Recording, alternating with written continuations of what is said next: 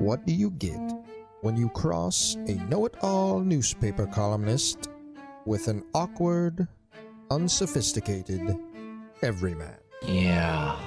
Well, I'm just not sure about that right now.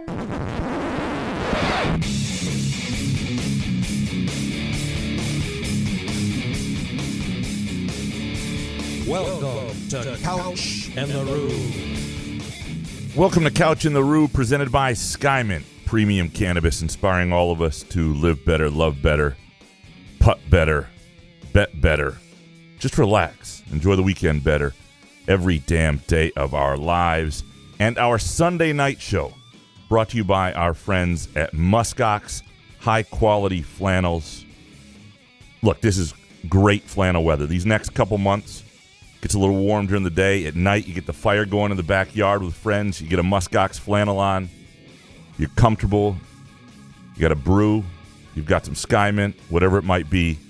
Visit gomuskox.com/spring for their spring flannel collection. And remember, you can always use the Couch and Rube promo code CAW15 for $15 off. Jason, how you doing, brother? I am never going to financially recover from this. Caw with this gambling weekend, am I right? Woo! Holy shit. That coupled with baseball. You know, baseball, I love betting baseball. But sometimes these parlays take your soul, a little piece of your soul.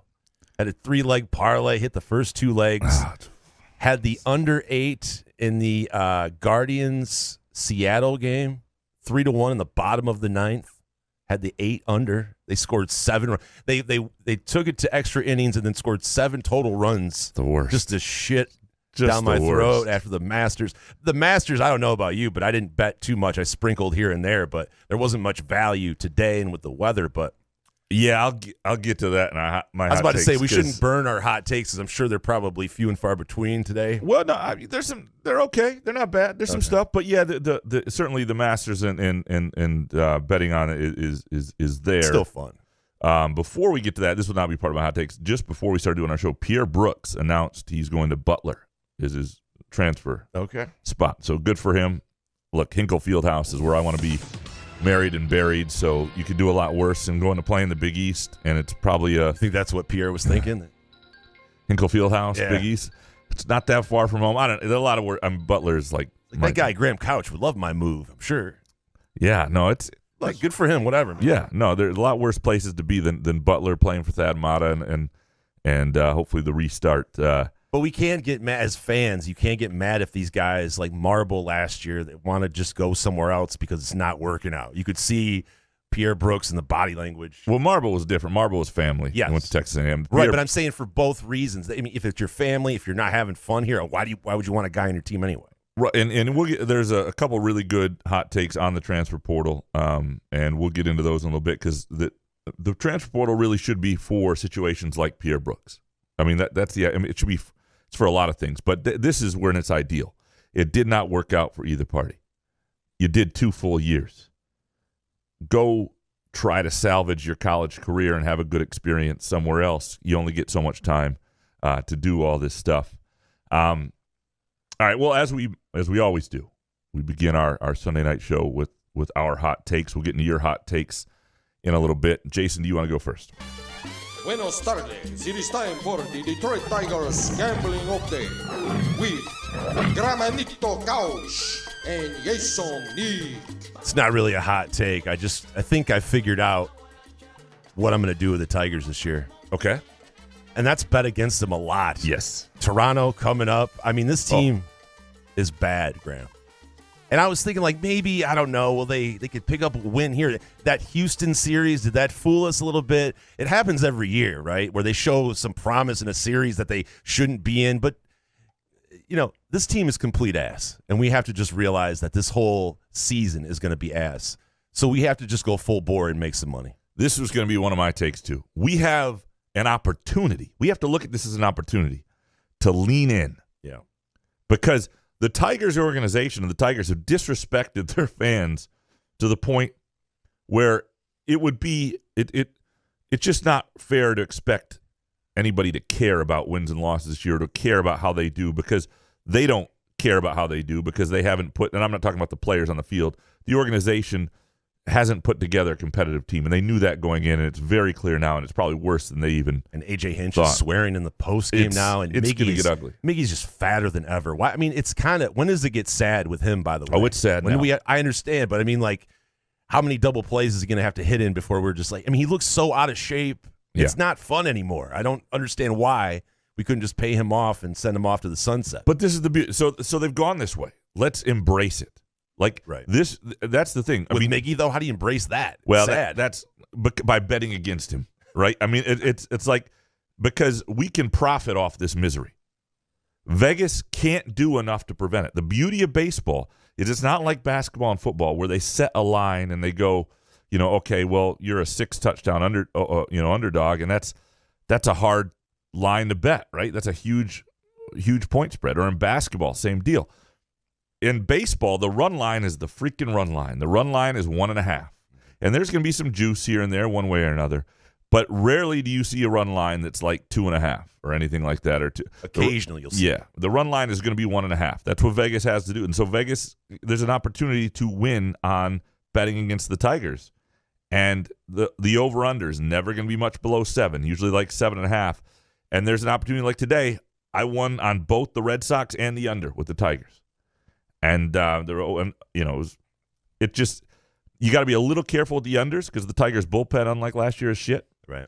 And they didn't even put together a good bullpen. I mean, we should have known when the one good element they had, they sold off. We should have known this was going to be a really bad year.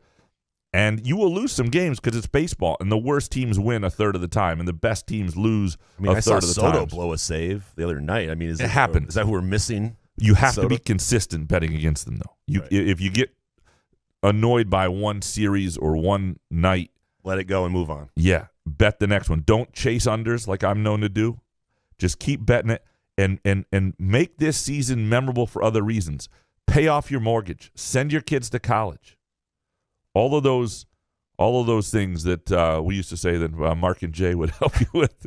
I mean, do we not management. go to Comerica? Because we like to, Treese and I go to a game or two a year with Jordan and his fiance Sam, and it's just like, are we just contributing to the Illich family, though? I mean, like, don't do a protest vote unless you want to, but there's nothing wrong with going to a game. But I just don't see, I mean, Illich is never going to sell no matter what, even if we have some sort of stage, some crazy protest. I mean, I would be in, but I am willing to go down this hole a little bit with the idea that Scott Harris would not have taken this job, would not have left a decent situation in San Francisco if he didn't have a promise they were willing to spend money.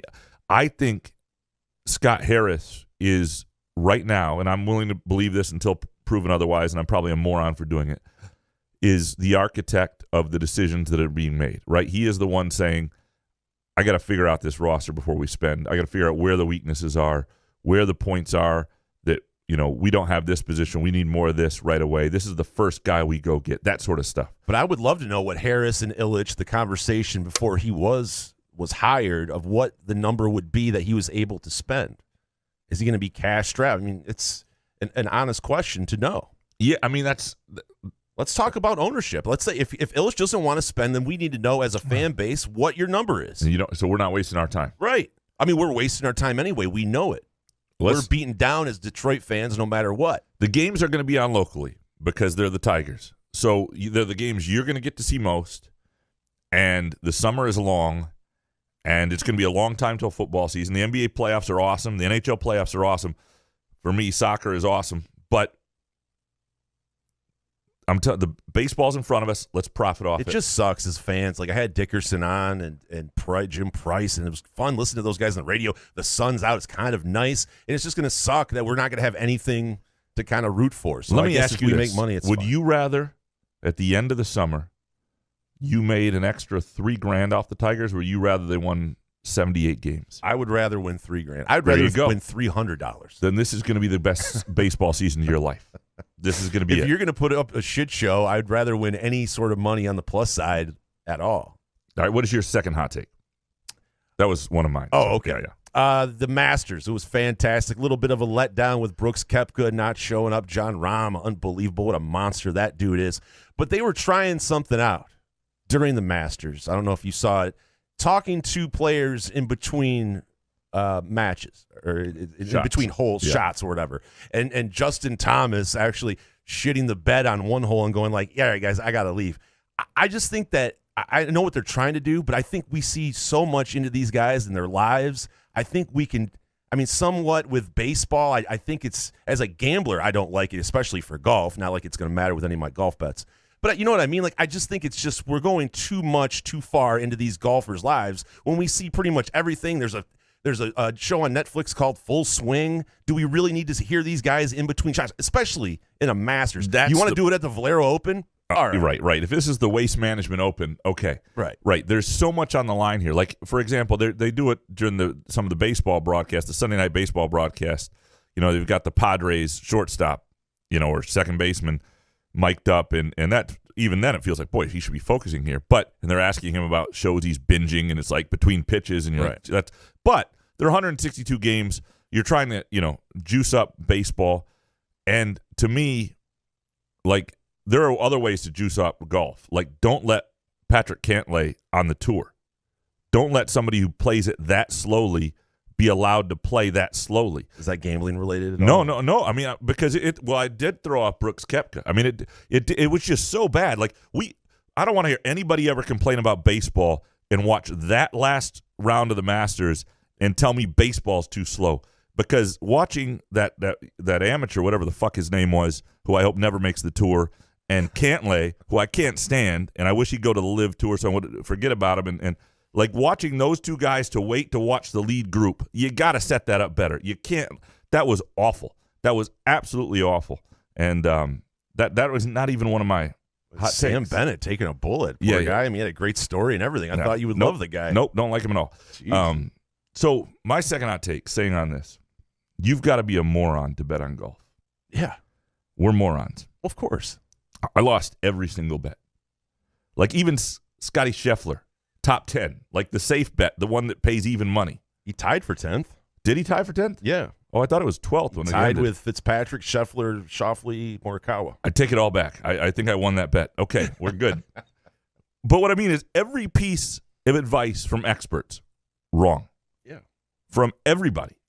From everything I listened to and read, Dan Kilbridge's advice when we had him on, like every single prediction is like my worst prediction. Every single golf prediction I heard and saw this week is like me saying the 2018 Michigan State football offense will be the most prolific offense ever, or that Michigan State in 2013 will lose to Illinois when they won 42-3. It's like that just repeatedly every time. I mean, that's how. Why do they even write them? It makes no sense at all. That's why I was wondering why Kilbridge left that business. It's great to sit there and act like you know what you're talking about when the players don't even know how they're going to golf that week. He's still with bookies.com. That's what he does for a living. I understand, but he was following Tiger Woods for a living, and that seems like it would be an easier kind of thing that these guys that give out golf advice, I mean. He had it really good for a while. He put it this way, Golf Week, where he worked, was part of the same parent company that I work for, which is not always they've been great to me, put it that way. But not all the, you know. Sure. I'm not I think if his life was the way it was at its peak, he would have he might have stuck around there. That's all I'll say on that. But what percentage do you think someone should hit? Because we say if you're 51%, 52% betting, you're doing well. But if you're doing golf, I mean, what? And it was just you're one 25% right. One of those years where like people are like, yeah, I think Max Homa might be a dark horse. He was awful. One of Bernard Langer, the top senior, and look at you got freaking Phil. With finishing fifth or whatever. Finished second. Did you watch today's round? Yeah, I did. I did it on the background. Whatever. It was fifth when he finished or whatever. It wound up second, whatever it was. I mean, oh my gosh. Like that's.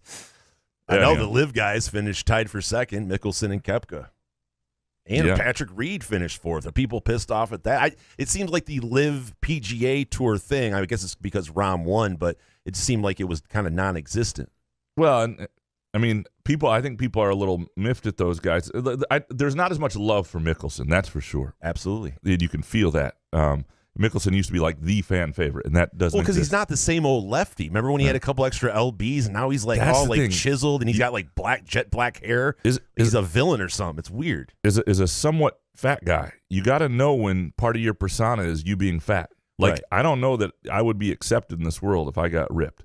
Right. If you became like chiseled face kind of thing, I'd be like, whoa, what happened to Couch? Yeah, if I started dressing like, all the athletic guys with the blazer and the skinny jeans. Dyeing your hair. That's not going to work. There's a bet. Would you dye your hair for a bet? Yes. For the next one? Yeah. That's better than There we go, people. Because that grows out. I think that would be good. Yeah. I agree. What color would I have to dye it, though? That's the question. Purple. No, that doesn't. No? But wouldn't it be funny? funny? You can't really pick the Wouldn't color. it be funny if I dyed it like black, like I was trying to not be a blonde anymore? So Right. All of a sudden, you come out of a scandal. And I don't tell anybody. Like, I'm just like I act like nobody would notice. Right. That would be kind of. That's how you have to pull it off, though. You have to act like, what? What are you guys talking about? What is your third hot take? All right, Dwayne Casey. I think he got fired. I don't know. He said he got promoted. Is this exciting? I've seen that one before, yeah. Right. Well, you know what I mean? Like, Yeah. I heard him in the post game kind of announcing James Edwards tweeted it out. I was like, well, no shit, right? I mean, this wasn't. Right. I mean, who are the Pistons going to go after? Is there an actual guy? I mean, I don't follow much of the NBA anymore, but it's going to be like a Chauncey Billups kind of hire. I mean, Troy Weaver wasn't really involved with Dwayne Casey, but what does that mean? He's just going to go to the front office now? Like, thanks for your 5 years of service, I guess. I'm not saying Dwayne Casey is a bad coach, but we can't even just fire the guy and say, like, thanks, man. I mean, this was an end. This is a rebuild. We don't need you. We have to just put him in the front office. No, I think they do want his voice in the organization. And he's a guy who has a lot of relationships there, and I think they find value in him. I don't think this is like a cushy. I don't think this is a, hey, we're doing you a favor thing. This is because they could have fired him. This is a, hey, we need a different voice as the coach, but we still value you around. I think that's legit. I think that's 100% legit. What time did someone tell Tom Gores that Dwayne Casey's not going to be the coach anymore? Did he find out like when we did? Was he in charge of it? Does he care? Was he in Beverly Hills? These are good questions. These are good questions. I'm just saying it's okay to be fired. I mean, a lot of people, we get fired in our day-to-day lives. We don't have to sit there and go, they're going to put me up in the front office. But often that happens to other things. People step down when they're actually let go. I know, but I just hate regularly. that, like the Rod Wood scenario where they're not qualified to be there. Anyway. All right, my third hot take. Michigan basketball building through the transfer portal is only going to make Tom Izzo dig in. I'm not talking about Michigan. Like, if there's one thing that makes Izzo Izzo wants to be a contrast from the portal. And then the program that just chaps his ass and has, and doesn't really as much anymore, but did for the beginning years, the formative years, for them to be out of necessity right now, building through the portal, I think will just be one more reason he does not want to do it. Now, I still think he'll do certain things out of necessity. The other point I want to make here with this, Juwan Howard, so he gets Caleb Love from North Carolina. If he treats Caleb Love the way he did Jet Howard, Michigan will lose. Because, essentially, Caleb Love is, I've watched enough of him. I didn't watch a ton this year. But he is an inefficient volume shooter who can get hot, who can hit big shot. He is fearless. He's got a lot of talent. I don't know that he helps you win all the time. Now, in North Carolina, he obviously hit, a huge shot in the semifinals, right? He can hit big shots. I don't know that he is a guy who helps you win unless you hold him accountable. And what Juwan Howard did not do with his son this year on the court was hold him accountable. And I think that is the biggest reason that Michigan did not make the NCAA tournament and did not meet expectations or even live up to their potential. If he holds him accountable and Michigan has a chance. But if he does that, then it's also speaking to his weakness as a coach when he's a coach and a parent, because he did not do this year, and he essentially robbed the rest of his team of a year of an NCAA tournament, of the best basketball they could have had. I don't know that this is a fit because of that, because what we just saw was a head coach who does not hold a leading scorer type player accountable on cutouts, on defense, on taking smart shots at the right time. But doesn't it have to be a fit, though? Because Juwan's kind of running out of options. I mean, Caleb Love says he wants to come to Michigan. Like, hell yeah. I think I would have done the same thing. And if I were Juwan Howard, I would just do it differently next year. And I would try to be prepared to, because Caleb Love's already transferred. He's not transferring again, most likely. Well, some of these guys are. But in other words, I wouldn't be scared to offend him if I was Juwan Howard. I would try to get the most out of him, and I would tell him that in conversations. I'm going to try and get the most out of you, and whether that worked or not, I don't know. But that was probably said you're going to be able to shoot as much as you want here. Welcome to the team. Yeah, it feels like.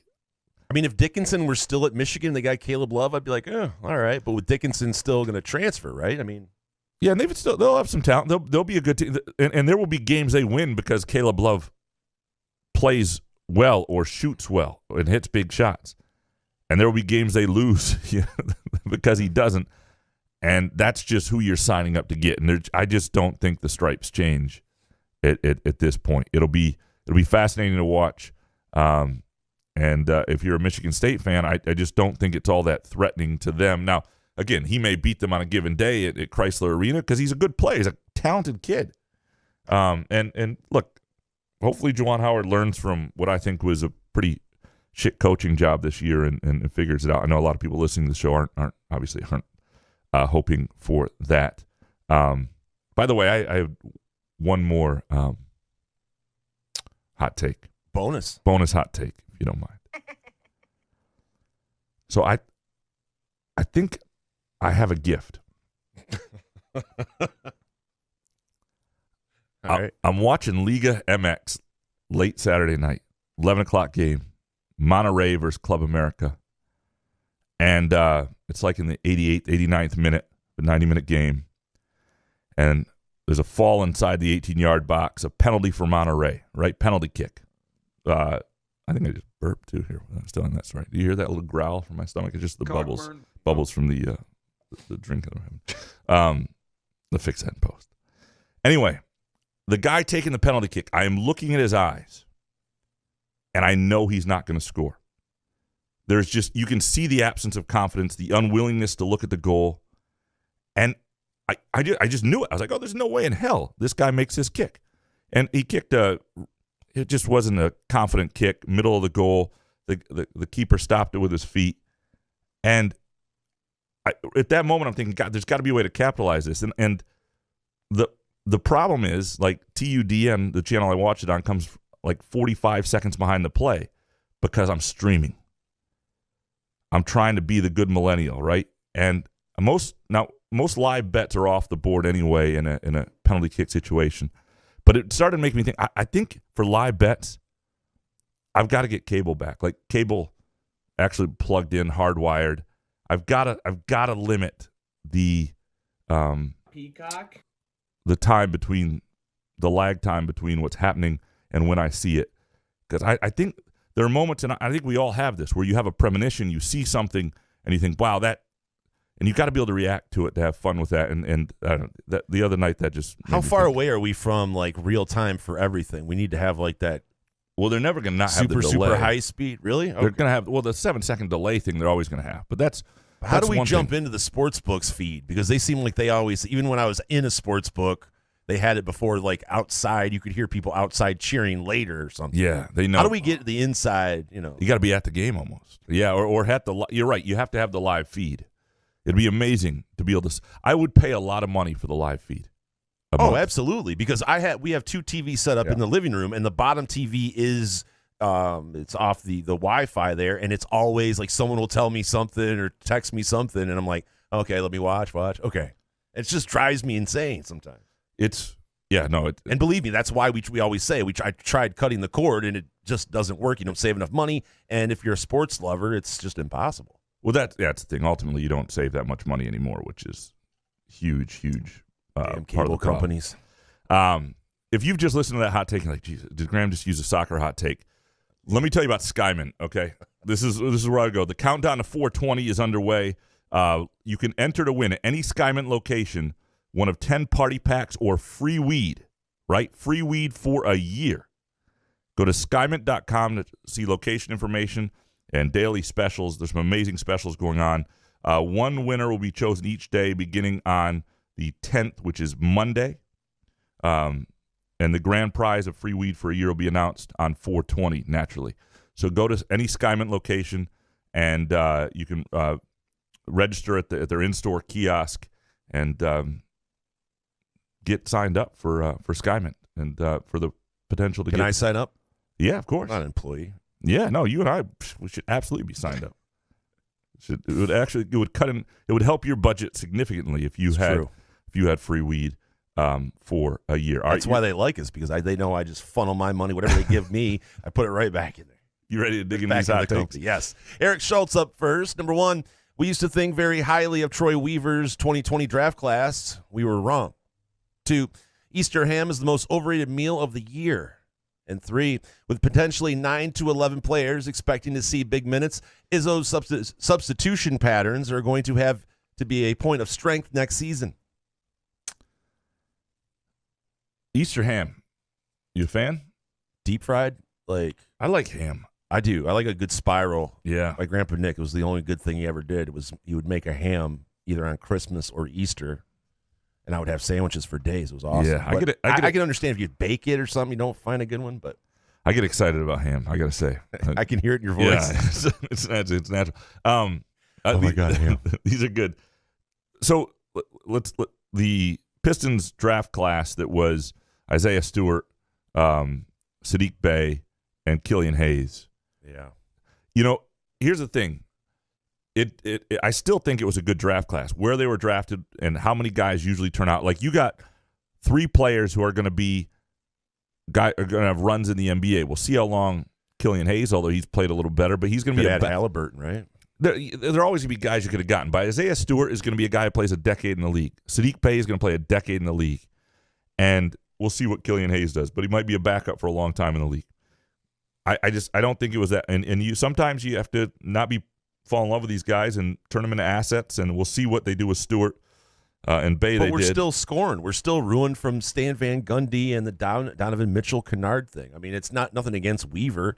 It's just we're just like, man, we hate missing out on talent, especially kind of a whiff on some of these guys. But yeah, and I mean, if you turn Sadiq Bey into Wiseman to have another guy to look at, the idea is you're building a roster at some point that is going to compete for titles, and you're trying and as soon as what they thought about Sadiq Bey was he was not the player that they thought was going to get them there, that he looked like as a rookie, and they moved on quick, and I'm all about that. To the final one on Izzo's substitution patterns next year, I think it's going to be fascinating because not only is it going to be 9 to 11 expecting sizable minutes, it's going to be probably everybody expecting a spot in the rotation, and how you make that work, how you keep people happy, how it all looks. I would think this week we hear something from somebody on the roster other than Carson Cooper saying, "Let's run it back," and we start to get a little bit of clarity.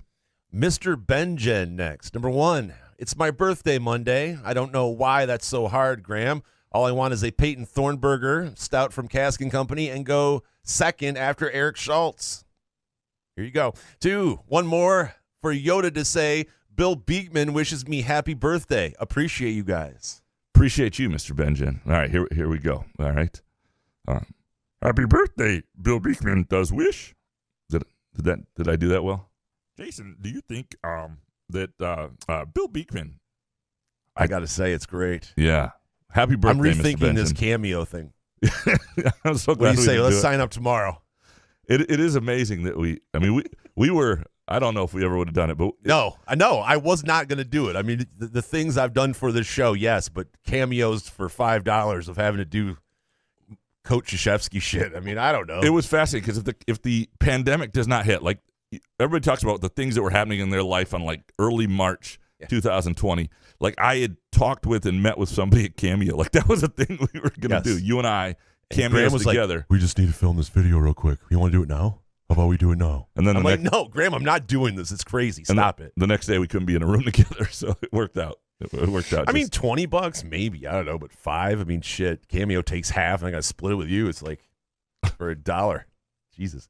Happy birthday, Benjen. Dominic next. Number one. Fuck Rory McElroy, you little Irish bitch boy. You couldn't simply make the cut, Frodo. Go fuck a potato. 2, I'm officially returning to my childhood and supporting the Cubs. Never should have stepped away. I blame my whoring ex-girlfriend and her Tigers season tickets. 3, Thanks for your support through the years, but I've unfortunately been diagnosed with stage 12 eardrum cancer.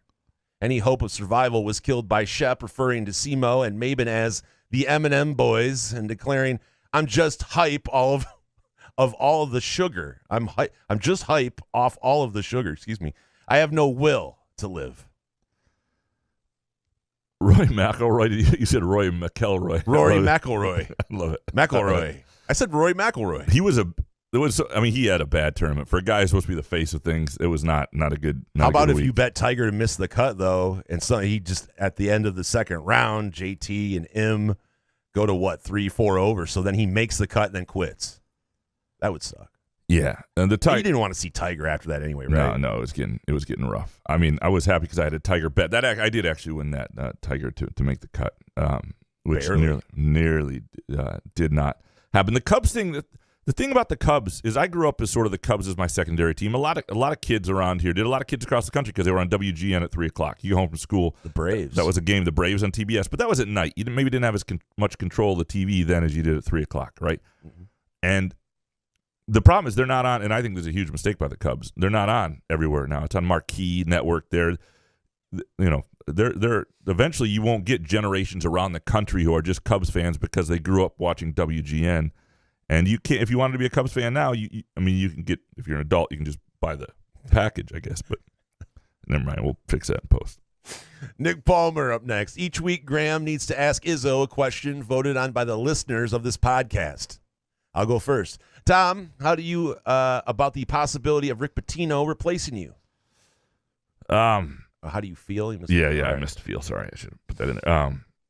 Yeah, that would be actually fun if I had you would never do it though. During the season, I have one every week I got to bring from the listeners. There are weeks that I don't have anything for Izzo, and I do, but I don't want other people to hear it. So, or I just don't have it. I'm waiting for somebody else to ask what I was thinking. It couldn't be the worst question asked at one of these pressers. Well, we would edit it. Yeah, I mean, if people submitted a possible Izzo question, the thing is, this one from Hans Jurgen, Tom, I couldn't do it. The best part would be if I told him it came from Twitter, because he would think the Twitter people did it, and he'd be so pissed he couldn't even. He would just rant about. So if you Twitter told him it was from Facebook, he'd be like, "All right." Yeah, if you just told him it was from a fan, fan experience, a reader or something, he'd be, "Oh yeah," he'd be all for it. But if you told him it was from Twitter, if that reader happened to be on Twitter, he would just have an aneurysm. Why don't you write something? Bill McLeod next. Number 1, the last 5 minutes of last Sunday's show was podcast gold. Happy belated April Fools. Thanks, Bill. 2, ain't no presser like a Coach Pop presser. And 3, Masters coverage was ass, but it's still appointment TV. Popovich got into his went after some things going on in Texas in his pregame presser today, or it was today. Masters coverage, first of all, when he's talking about the last 5 minutes of the show, I got very much fooled by the cutoffs, Muskox cutoffs, and which apparently are not a thing. But again, I will. If you'd like a Muskox cutoff, you can order a Muskox flannel at gomuskox.com. Send it to me, and I will cut the sleeves off. Right? Yeah. And what do they get out of that? They get so a sleeveless they send you flannel. the shirt, and then you cut it off. It'll be a personally sleeveless flannel, personally provided by me. I'll send it right back. What a deal! Yeah, it's a great deal, unbelievable deal. Anyway. Would you like not coaching, but following Popovich, writing about the Spurs and that stuff? I mean, I wouldn't mind. I know what he's saying, but I mean, for 9 minutes when you're trying to get a story out of something. But you get it with him. The thing I would like about Popovich is he's genuine, and there are times where he's in no mood for the question, and there are times, and I may change my tune if I was like a daily beat writer, be like, Jesus, Popovich. But you have to get used to it, I'm sure. I think there are worse people who are less genuine than him. Then that's what you really don't want. You don't want people who are I find him interesting, at least, and there are people I don't find interesting, and that would be the absolute worst way to do it. Neurotic next. Number 1, getting outdoors and touching grass reduces blood pressure. 2, family elevates blood pressure. It can. There's no question. Depending on your family, it felt good to be out though, man. Today it was nice. It was Thank God. It's supposed to get nicer, I guess too. Yeah, today, right, Eastlick? It's about time, you bastard. So today, there's this great, amazing soccer match on. Even you might have liked this one. It's Oh God. Yeah, I know. Liverpool Arsenal, unbelievable, just drama and thrill and intensity. And I was watching golf. yeah, it was as good as Tiger on the back nine on a Sunday when he's in the lead, and it was that good. It was that amazing. But I had to listen to the second half of it like on my TV, in my pocket. Like I pull up the cable app or whatever, and my AirPods, because this is the worst. So my wife goes out to start doing yard work during the game. It is impossible to just sit there when your wife is out there like doing yard work. You feel like just a sloth. You know what I mean? Like it's the most guilty. Yeah. Like it's like, oh fuck, this is not worth not getting up. Like I'm gonna the rest of the day.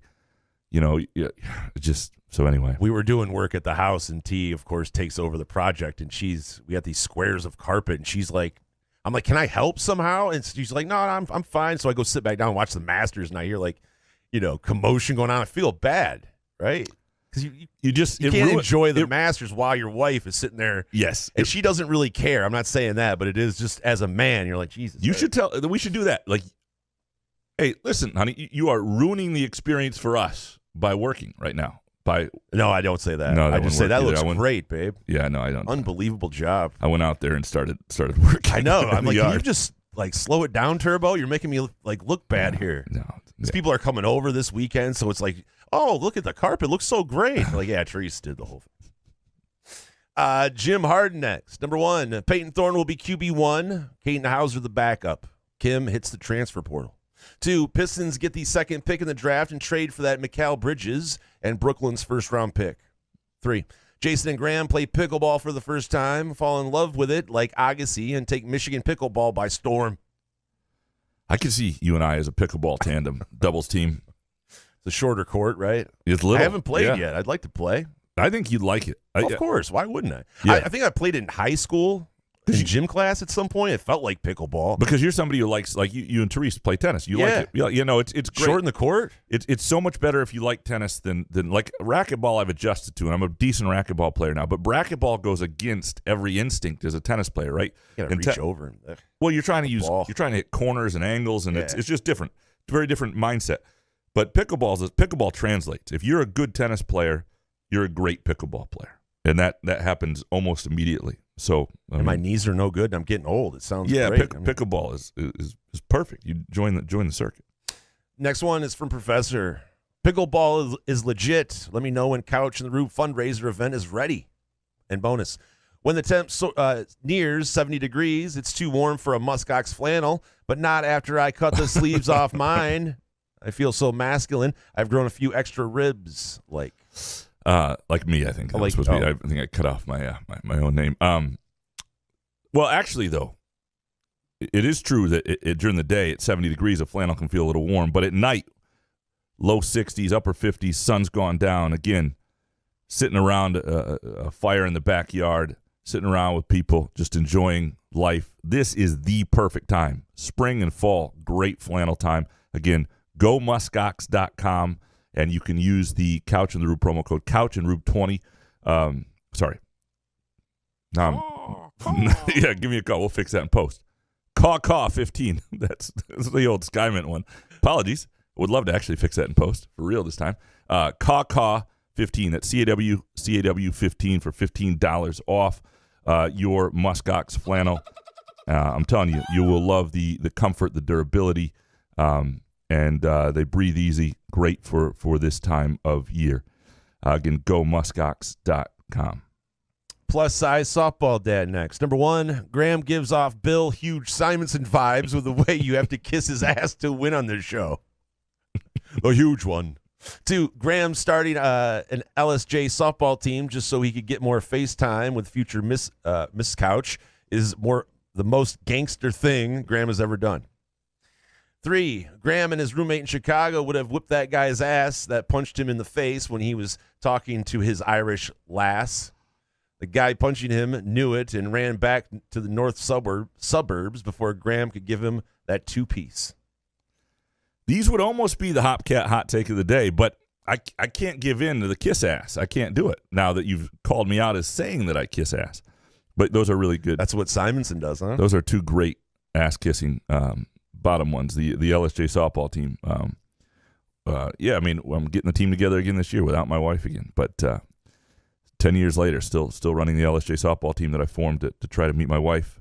I would not have won the fight. He's talking about the story I told the other day where I was on the phone in Chicago on the north side near my apartment as a senior in college. Two guys walking down the street. I'm on the phone with my Irish exchange student girlfriend, and I said to the two guys who were talking, and I was obviously inebriated, "Shut the fuck up, I'm on the phone." And one of them decked me, and my roommate and I couldn't find them later. We were going to apparently do something about it, which was not actually. So you were with happen. a girl at the time? No, I was on the phone with her. Oh, okay. And they were being loud, and I was trying to talk to her, and that's why I said, so "Shut the fuck." did you tell her the true story of what happened, or did you make up some shit like, because you had to let me call you back, babe? Yeah, I don't. She was not real thrilled when I told her what had happened. She was already a little concerned about me as an American and some of my habits. Oh yeah, because Irish people, they don't get shit hammered. Yeah, that's Start a good throwing point. punches. I'd like to have that conversation Sure, again. she Yeah. could throw a tennis ball and hit 5 of her relatives that are worse. No. Sparty Ben next. Number 1, Tiger needs to start riding in a cart during tournaments. Hitting the ball isn't his problem. It's walking from shot to shot that is hurting his game. 2, if Peyton Thorne wins MSU's starting quarterback job and is better quarterback in camp, that's fine. But if he struggles in the season, the staff has to be willing to change. Also, 8 wins looks a lot different depending on the quarterback that's starting. Hauser winning 8 games as a sophomore has us trending up. 3, warm weather and actual scrimmage on the spring game day would bring lots of people out to Spartan Stadium. Mostly for number 2 here. These are the Hopcat hot takes of the day. No ass kissing, just really strong takes here from Sparty Ben. Well, you're throwing people off. Sorry. Yeah, I don't know what I'm Like, let me kiss Couch's ass, and now you're switching the rules. People won't even know what to do. Yeah, kissing my ass is usually the way to go. These are our Hopcat hot takes of the day, presented by our friends at Hopcat, Best Damn Beer Bar, world famous cosmic fries, mouth-watering, award-winning burgers, including the Peyton Thorne burger, regardless if he is the starting quarterback or not. Each location, carefully curated craft beer list with local partners, including new spring beers. So you go to a Hopcat in Grand Rapids, it feels like a Grand Rapids local pub. Same for East Lansing, Ann Arbor, Indianapolis, wherever you might be. Tons of TVs to watch the Masters, to watch the Tigers if you want to make some money betting against them, to watch the NBA playoff, grab a pint with friends. And a reminder that Hopcat donated $7,500 to the Spartan Strong Fund to benefit those affected by the shooting on MSU's campus. Just something, I think something that they wanted to do, I think and that was the East Lansing Hopcat to give back to the community that gives to them. A very cool thing. And $20 gift card to Sparty Ben to Hopcat for his Hopcat hot takes of the day. You can go to hopcat.com for location information. Number 2 here I want to get into. The Peyton Thorne wins, because I think this is a really good point in terms of expectations and how people will feel about Michigan State's football season. Peyton Thorne wins the starting quarterback job and is the better QB in camp. That's fine. But if he struggles in the season, the staff has to be willing to change. Also, this point here, I think, is if 8 wins looks a lot different depending on the quarterback that's starting. If Caton Hauser wins 8 games as a sophomore, that feels like trending up. I would say even 7 games. I think if you're playing a guy who you feel like has a higher ceiling and you're sort of a team that's winning 6, 7, 8 games, whatever it is, and you feel like it's on the way somewhere, it's easier to accept that. And I think if all things are equal, if a younger quarterback is equal to an older quarterback, where the program is, you go with the younger guy. I don't think there's any doubt about that. But what would Thorne have to do? How bad would he have to play? Like, he would have to look bad in the spring game, maybe not relate to some teammates or something. I just don't see how Thorne would lose the job. Well, but as a quarterback could have more upside than Thorne, could make every throw, could just be more accurate, a better playmaker. Like, those things could absolutely be the case. I guess, but maybe I just don't trust Tucker to make that kind of decision. Definitely before game 1. And it'll be on Jay Johnson and I look, Jay Johnson likes Thorne as well. My sense of, and this could totally change after the spring game next Saturday. And maybe Caton Hauser's the clear guy and Peyton Thorne's on his way to another school in 2 weeks.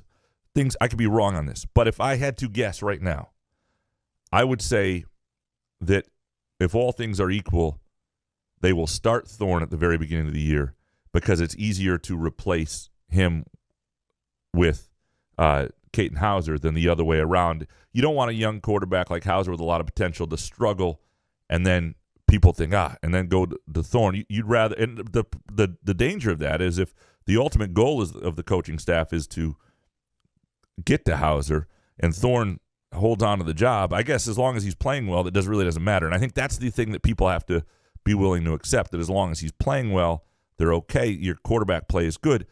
The challenge is, though, Sparty Brem brings up, if you're going to be a middling team, if your ceiling is 8 wins, if you're more likely to be in the 6-7 range, and you're playing with a guy, and again, I think Peyton Thorne could have another year even with COVID, but you're playing with a guy who's viewed as a senior, an older guy. Don't you want the younger quarterback if you're building as a group? That said, your star receivers could probably in his last year too. I mean, this is the thing about college athletics. This is why you have to build in the interior. Your offensive and defensive lines need to be better with depth and star power so that year after year, different quarterbacks, different receivers, but the strength of the program needs to become the interior. That's the only way they're actually going to – you got to have playmakers too, no doubt. But if they're going to actually compete for championships in the Big Ten, that's where we're going to really start to see the difference. Joshua next. Number 1, watching Tiger limp around the golf course was painful. It makes no sense why the players can't use golf carts. Golf isn't about someone's ability to walk a course. If it were, then they shouldn't be cramming multiple rounds in the same day. 2, Tiger should have just taken Skyman instead of whatever he was on in that last accident. But also, if you're not sober, just call an Uber, you rich fuck. 3, MSU basketball recruiting is far more captivating than football. It's impossible to get behind the hype and have to wait 3 years before a recruit even sees the field. Hauser ain't starting. Couple things. The Tiger, the cart thing is, I understand why they don't allow carts. It's not just how it would mess up the course and stuff. No, they don't allow carts because the endurance is supposed to be, I mean, walking 18 holes is part of the sport. Like, you have to be able to be on your feet and do it. I mean, that's otherwise, I understand there's an argument. Martin back in the day tried having a cart on the course. And sued to get on, right? And got on for a while or whatever. I forget how that never happened. Yeah. Tiger would just move on to the Champions Tour. I mean, he's going to use a cart in the Champions Tour, I'm guessing. Well, and the argument with Casey Martin was interesting because that was a legitimate disability. It wasn't like an injury. But the flip side of that is, in other pro sports, I mean, you can have a legitimate disability and, have a great arm, but they're not going to let you be an NFL quarterback if you can't move, if you can't, stand up and take hits. And it's maybe live pro sports. Maybe live golf. Will they have carts? That would give a shit. That would be a play for live. Hey, come on, Tiger. But isn't it amazing though that the Tiger's car accident isn't brought up at all ever, and the fact that the cops sealed up the thing and like the Genesis vehicle he was driving had all of the data to tell you if he did fall asleep, and you just never find out any of that stuff. Yeah, and I know because I love Tiger as well, but. You have to look the other way a little bit. He is limping. It isn't because it was just a natural injury. He did fall asleep behind the wheel. Right. It didn't happen on the course, so to speak. And I agree on number 3 here with Joshua. Look, basketball, there are fewer players. They contribute earlier. I will never find football recruiting all that captivating. I think overall classes of recruits can be interesting, and there can be a few guys you're like, I'm curious to see how that guy pans out. But it's so different than basketball, where a Jeremy Fears Jr. is a guy on campus. You're waiting to see, does that guy make a difference in day one? And it's a totally different game. 100% with you, Joshua. Kurt Wisniewski next. Number 1, the Tigers are who we thought they were. Dumpster fire. 2, great seeing Tiger make the cut at the Masters. Terrible seeing him in the 3rd round. 3, the MSU quarterback battle is reminiscent of 2013 Cook versus Maxwell versus O'Connor. I feel that Hauser will be the Phoenix. There's a little bit of that. He's going to rise from the ashes. One difference is that the Hauser is the only one of them that was originally a recruit by the current staff, I believe. Right? Because of when Because Noah Kim would have signed on that staff that class right before D'Antonio was gone. So that's the one difference there is those were all like D'Antonio and that staff wanted Maxwell to win that job. There was because what they wanted was the next year to have Tyler O'Connor, Damian Terry, and Connor Cook duke it out equally. They were not thinking Cook was ever going to be the quarterback. And Cook wound up taking it, and the other two guys I don't think ever felt a pressure to really get better or like their turn was going to come. And you never saw great development from Tyler O'Connor or Damian Terry other than they showed up when they were really needed one day in Columbus in 2015, which is sort of their legacy. And both seemed really okay with that. I've never seen two guys, and this is what you also ultimately have to find sometimes in college football these days because a lot of people just transfer. Guys who are happy in their role. I mean, Damian Terry understood his career didn't work out. He had some injuries. He's like, it was a good run. I'm okay. Tyler O'Connor, got a start. But he was eventually got to be the guy a little bit on a bad team, and he wasn't great. But like those guys were sort of comfortable with who they were, and that was sort of fascinating. And maybe Noah Kim is that. Maybe Noah Kim is a guy who wants his legitimate shot, but as long as he gets his shot at some point, he's okay being around the program. I don't know that. And my very few conversations with him lead me to believe he's a guy who thinks he can play and really wants to do it at the Big Ten level. And if it doesn't happen at Michigan State, my guess is somebody like that would want to go somewhere else. Riley next. Number 1, Noah Him starts the season. Oh, fuck. See what we did there. 2, Pistons have won 2 games since the beginning of March. Can we get a positive #Graham spin on their future? 3, Izzo is as motivated to get to the Final Four in Phoenix next year as he was for Detroit in 2009 due to the Ishbia Suns hookup. I hadn't thought about that. That's sort of interesting. Caution, you are about to enter the spin zone with noted newspaper columnist and radio host Graham Couch. You'd rather be the Pistons than half the NBA. As bad as they are. They're the worst team this year in the NBA because, number one, they played the year without the number 1 pick from 2 years ago, Cade Cunningham, who I think changes who they are. He's a big part of their identity. They played this year with young guys who are part of the future. They understand they're bad. They're trying to build towards something, but they got a lot of interesting moving parts they're going to have to make some decisions on and try to grow with, unlike a lot of the NBA teams in the middle, which are either, like if you're the Portland Trailblazers, what are you? Where are you? Are you just going to be there forever? You'd much rather be the Pistons than the Portland Trailblazers with Damian Lillard. You'd much rather be the Pistons than the Bulls, who are just now figuring out that they're going to have to start over, and they're going to have to tear it down and then rebuild. Pistons are in a great spot. This year sucked, but that's pretty good. Yeah, I'd rather be the Pistons than most of the NBA. Brent Patterson next. Nike is an ass company. MSU should switch to Under Armour. It would cut down on foot injuries. I'm not a Nike man myself, but I don't know that Under Armour, Liz Frank proof. Are they? Yeah. Little known fact. Well, that would be a big move. They should do that then. But Nike doesn't make those 8 wide shoes you need, like New Balance. Well, yeah, Nike'd probably. Yeah, I'm not a Nike Air Monarch. guy. I've had some Nike shoes that were not of the quality of my New Balance. I'll just say that. Gideon next. The Tigers are one of the worst audio-visual experiences possible. They can't hit. The bullpen couldn't hold a 55-run lead, and the Bally announcers are cubic ass. Cubic. Bring back Mario and Rod and have them fist fight in the booth for all I care. At least we'd have something to watch. This is good from Gideon. They fought over a chair. Well, the thing is, and here's the thing we have to get to the point. I understand that fighting in the workplace is not proper decorum. But the punishment for Mario and Rod, especially for Mario, punished the rest of us, too. That's not fair to us. We should get a say in it. Just because they did something that was inappropriate, we suffer? That doesn't seem fair. It was like when Bo fired Ernie Harwell. There was a big uproar. What do we... Yeah, no. But I don't think that we knew it would get this bad. Like, we figured, all right, Mario, Rod, see you guys later. We're on to better... And here's the other pastures here, and then for 6 years, and for the whole Shep era and all this stuff, we've been watching non-competitive baseball. So you need great announcers to get you through it. That's the other problem right now is we have a lot of time to focus on the announcers because there's nothing else to focus on. Well, and they're all scared to say something ever since That's Jack Morris's Shohei Ohtani thing. Well, but it's more than that. The problem is they're hired by the club, so they're scared to criticize.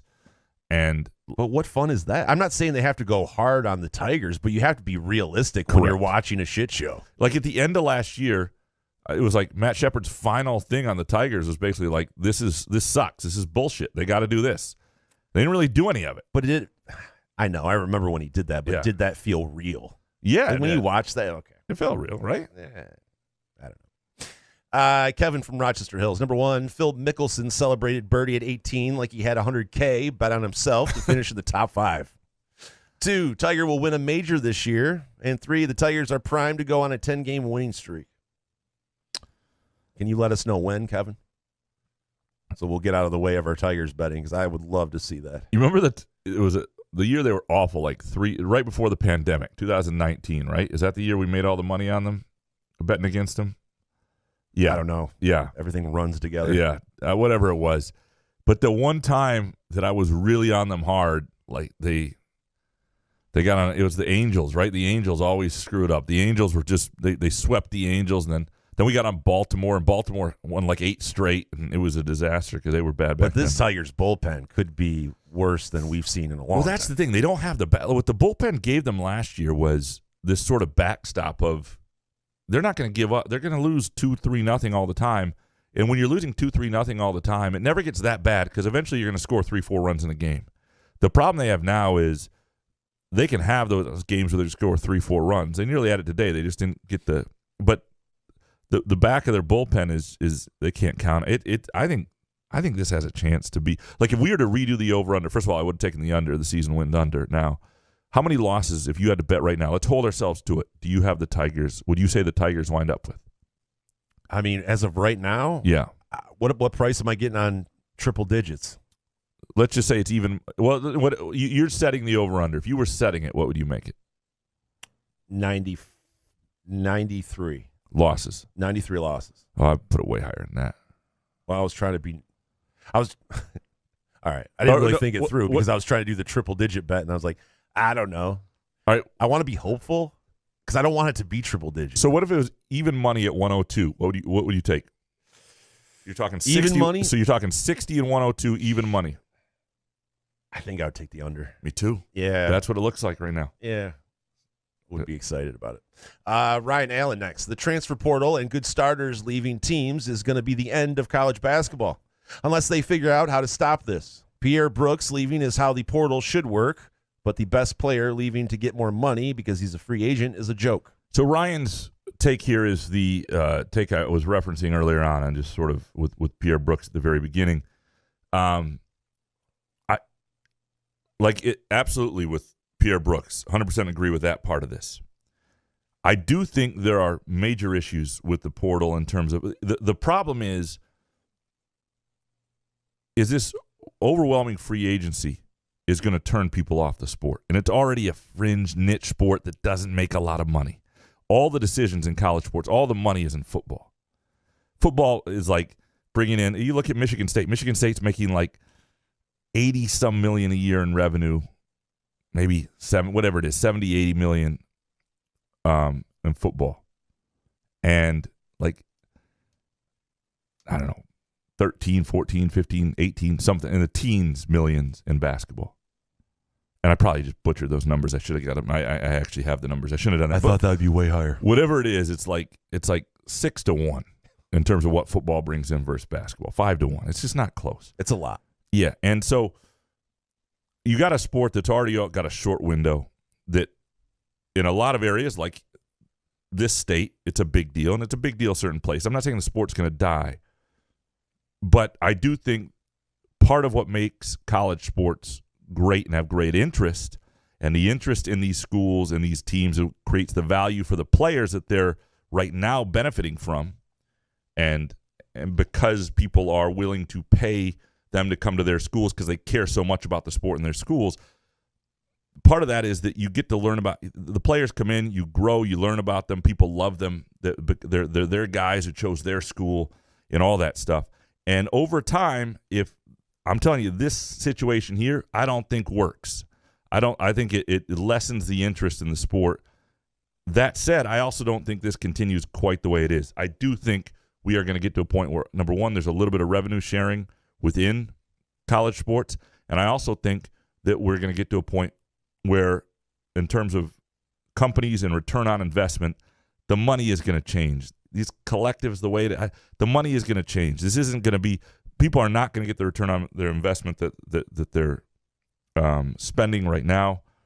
And I'm telling you, 5 years from now, I don't think it looks quite like this. But what if a lot of these people that are donating money don't care about getting a return? They just like being in the university. They like being around. There is some of that, athletes and hang and. Well, and it's more you want your team to win, so you're willing to give a certain amount to make.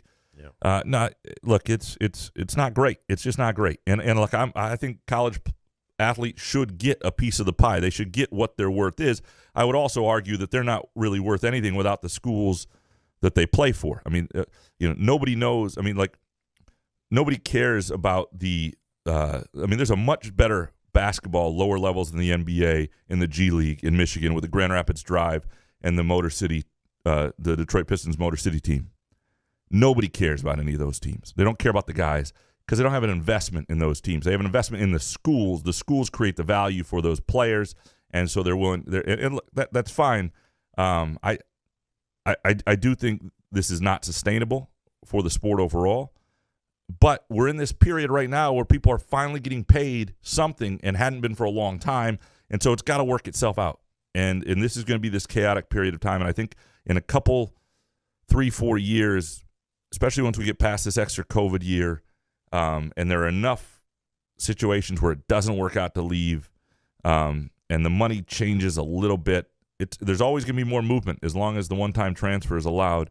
But I don't think it'll be this bad in a few years. I could be wrong. I don't think it'll be this bad in terms of the movement because I don't think the money is going to be the same or dispersed the same. And it'll be, if everybody's getting a piece of the pie based on like conference television revenue, you won't always feel like you got to get the best offer if you're getting something already. Some of the players right now transferring with NIL money didn't even get any money at the beginning of their careers. They're still pre-NIL recruits. This is all new. And I don't know. I always think if you're doing something just for the money, it's often the wrong decision, and it's not great. I'll say that. Andrew Gauthier next. Number one, rainy weather delayed Masters is the spring sports equivalent of blue balls. 2, can sports announcers stop saying if he's at the top of his game, no one can beat him? It's cool if it applies to one guy, but you can't say it about half a dozen and make it mean anything. And 3, golf is a sport that shows the most volatility. A lot of T's in there. In individual player performances week to week. It's like jet with 2 T's. Volatility. It is true. Like, that's why it's just so unpredictable. It's a great sport. It's a great sport to watch. It's a bad sport to bet on. That's what the problem with the slow pace of play. You get a situation where it was less like I turned off the Masters at the end today because I knew who was going to win, and it was taking forever. And it's already a sport that's hard because you knew who was going to win. If you didn't know who was going to win, you're still going to watch. Right. But it's a sport you can't bet on. Yeah, and again, it's. I got to say, I kind of enjoyed the rainy, kind of weird weather. I mean, the tree falling was pretty wild, and then to have to watch those guys because they were firing at all of those pins, and to watch it get kind of wet and kind of weird. I kind of get excited for stuff like that. When guys are playing, like, you watch them and go, shit, I do that. The Masters got lucky that nobody was killed by that tree. By the way, can we talk about, they said the grounds crew were working until 2 a.m., like, throughout the night to get the golf course ready. We have endless fucking coverage, and can't we just see some video of how they go about that? It looked pristine out there. That's pretty remarkable. Right, yeah. But I mean, you have all of this 9 hours of coverage. Mike Tirico's sitting there with 2 other dudes for 2.5 hours. It's a pregame. I mean, you talk about boring shit. How about a pregame golf show where they just go around and talking to people? Like, tell us how the grounds crew did. And their deal with CBS is crap. They don't start showing till like 3 o'clock. I mean, you can do it on the ESPN app. You can see different holes. Yeah, but that's like pairing groups and certain holes and shit. Like, this is 2023, man. I know it's a Masters thing, but people want to watch this shit all day long. Don't make it hard. What are we doing? By the way, joke from my wife the other day. She found it very entertaining. I was explaining that to her. I said, look, if you look here on this app, I got different pairings, different holes on different streaming services. She thought I was talking like porn or something. Different pairings, different holes. It was. Holy she found it very entertaining. Thank you. Add that one to the routine. Carl next. Number 1, everyday parlay. Tigers opponent -1.5 and Tampa Bay Rays -1.5. Can't stop winning. 2, too young for Jeff Smoker memories, but could you elaborate on what kind of quarterback he was and what he could have done with peak D'Antonio teams? Yeah, the Tampa Bay Rays. I don't know if they won or lost today, but they won their first 11. They won. Yeah, I think they won 11-0. Yeah, it's pretty amazing, and it makes you feel a little bit better about that first Tiger series. You're like, they're just not losing. But you're right, and at some point it feels like it's too late to get on it because it'll end. But if they're this good, right now they're like, I think they're like what 12-0 or something like that, 10-0. So you always feel like they're going to lose this game. The '84 Tigers start out like 34-5 or 35-4, whatever it was. But then basically the rest of the way played 500 baseball. So here's the thing. You don't know when the run's going to end and then when it becomes just 500 baseball. But you can probably, as long as they're playing 500 baseball, you can probably not lose your ass and just break even for a while until you figure that out. And the Tigers are certainly a way to go. To the Jeff Smoker question, and hoping to do something with him this spring. What I remember is when he was a freshman, he got forced into starting and he ran more than he threw almost. He was an okay quarterback, but he became a great passer later on, and then obviously had the issue in 2002 where he was away from the team and was into some serious shit, and then came back and had a pretty good 2003 year. He was a good quarterback.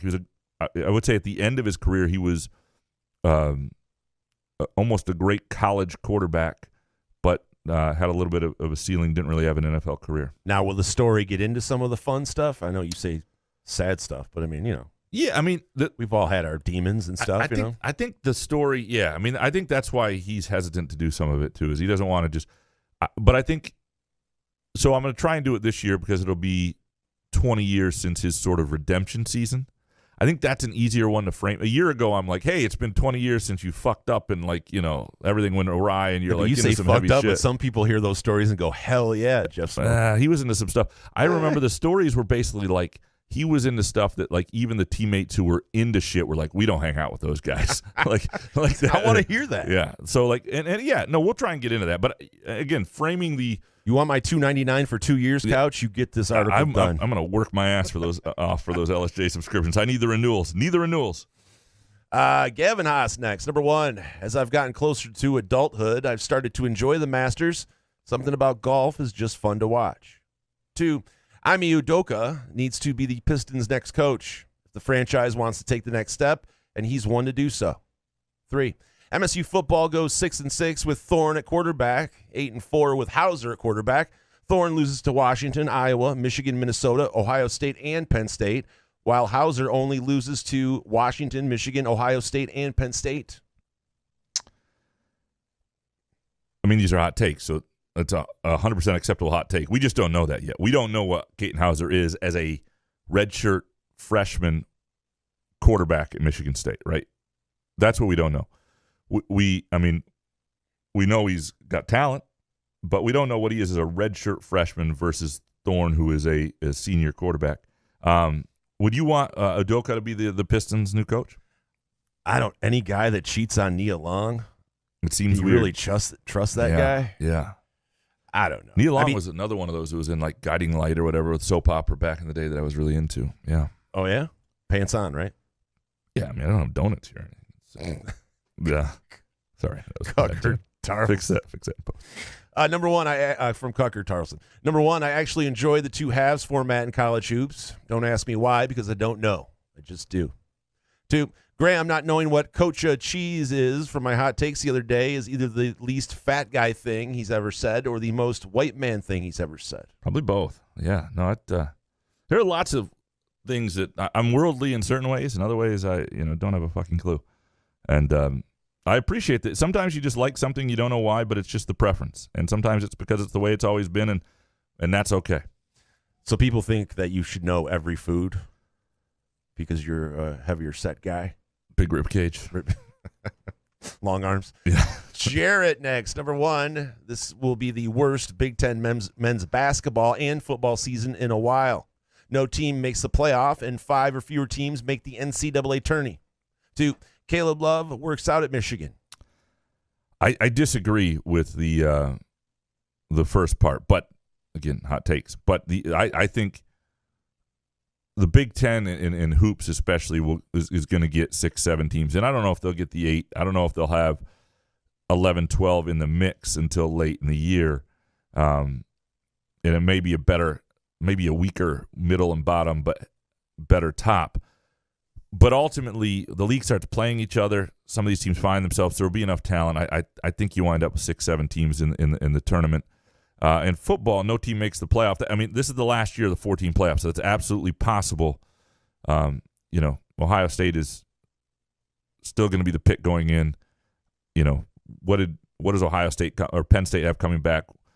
What is this Michigan team? I think Michigan probably really good again. I think there are a number of teams in the league that are capable. Is there somebody in the West who has a year that rises up? Does Iowa find some offenses, Wisconsin return, whatever it might be. But the best thing is that in 2 years, that will never be a question again. Not only will the Big Ten in every league have a seat at the table, there will usually be multiple teams, usually be 2, 3 Big Ten teams in, and more than, one loss won't be quite so punitive. Eric Smith next. Number 1, I'm going to go to my grave saying the 2014 Elite 8 loss to UConn was Izzo's second title they got away. 5 bad minutes from Keith Applin. 2, Caleb Love to Michigan is a perfect match. His chaos style of play matches a team that really isn't coached at all. And 3, MSU's quarterback controversy has the upside that it will get all focus, while other position battles, which are really going to determine the competitiveness of this year's team, can operate with less pressure.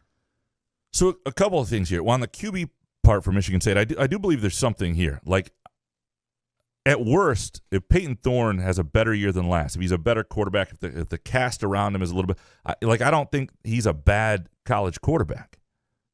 And ultimately, you could argue if the team isn't great in certain areas, you need a quarterback who elevates who you are, and the question is, can Thorne do that? But you're right, they need that line to be solid. They need Keon Coleman and that running game and the running backs to be good. They need the defense to find themselves. Like, there are lots of things that if the quarterback difference between two guys competing might be fairly small this year. I'm not saying Keaton Hauser doesn't wind up being a better quarterback in years to come over Peyton Thorne, but he's a redshirt freshman. It doesn't necessarily mean he's there now. To the second one, the Caleb Love in Michigan, it is interesting. He says his style matches a team that really isn't coached at all. Juwan Howard's reputation is sort of fascinating, the arc of it, Jason, because remember there was a point a couple years ago when they were in the Elite Eight, and he was getting a ton of credit for who he was as a coach and what he was able to get out of a team. And the last 2 years that hasn't happened.